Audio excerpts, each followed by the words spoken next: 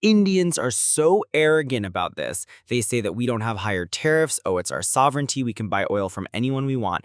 India, you are the biggest democracy in the world. Okay, act like one. Sign with the democracies. You're getting in bed with the authoritarians.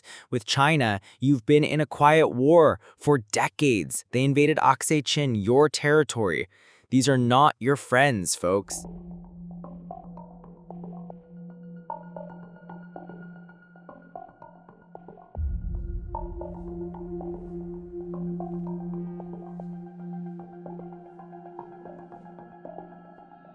And then when Russia invades, they got to figure out a way to backdoor. So India quickly transformed itself into a Kremlin laundromat through oil. So again, they send us their goods here, but we can't send our goods there. We pay them a bunch of money. They use that to buy the Russian oil. And the Russians, what do? They use it to fuel their war machine, kill a bunch of Ukrainians, and then NATO and US had to pony up billions more to protect Ukraine.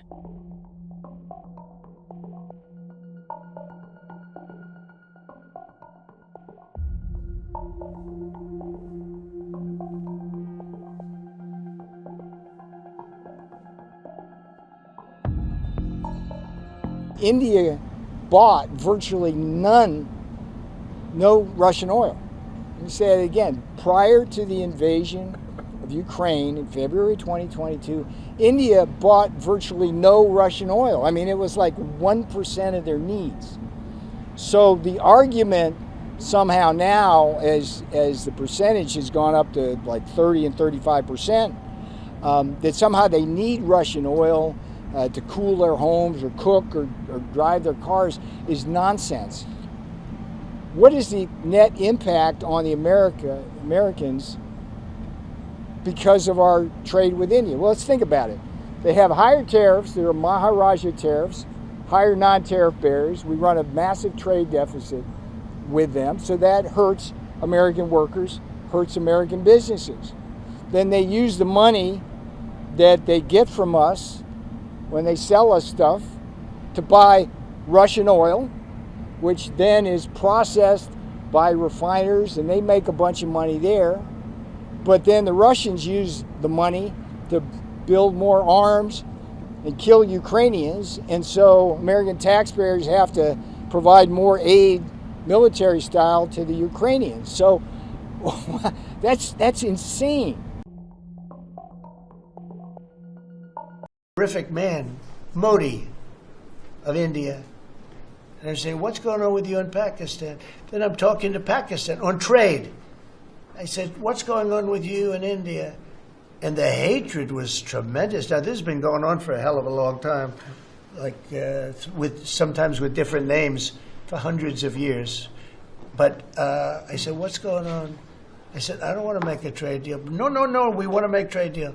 I said, no, I don't want to make a trade deal with you. You're going to have a nuclear war. You guys are going to end up in a nuclear war. And that was very important to them. I said, call me back tomorrow, but we're not going to do any deals with you, or we're going to put tariffs on you that are so high. You were there, Howard, right? Yep.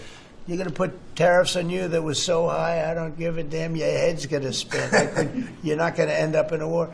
Within about 5 hours, it was done. It was done. Now, maybe it starts again. I don't know. I don't think so, but I'll stop it.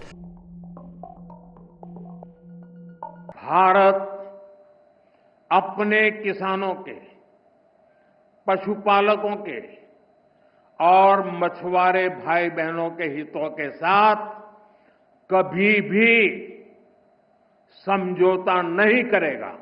और मैं जानता हूं व्यक्तिगत रूप से मुझे बहुत बड़ी कीमत चुकानी पड़ेगी, लेकिन मैं इसके लिए तैयार हूं। मेरे देश के किसानों के लिए, मेरे देश के मछुआरों के लिए, मेरे देश के पशुपालकों के लिए आज भारत तैयार है।